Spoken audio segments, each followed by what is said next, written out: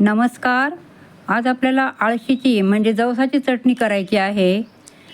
ही अतिशय गुणकारी आहे.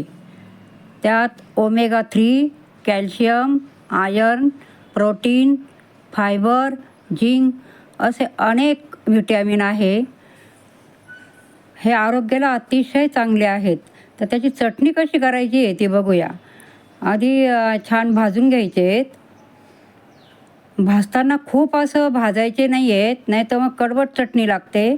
थोडे तडतड उडायला लागले की काढून घ्यायचे आणि ते आपल्या गार झाले की मिक्सरच्या भांड्यात ओतून घ्यायचे ते.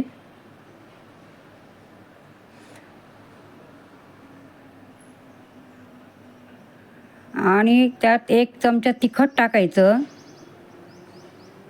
थोडेसे जिरे आपल्याला चवीला टाकायचे त्यात. आणि मीठ, चवीनुसार मीठ टाकायचे. आणि ही चटणी वाटून झाल्यानंतर लसूण घालायचं आहे, कारण बारीक होत नाही. जवस मग तसेच राहते. आता यात लसूण घालायचं आहे, बारीक वाटून झाली आहे. आणि खूपही बारीक वाटायची नाही आहे.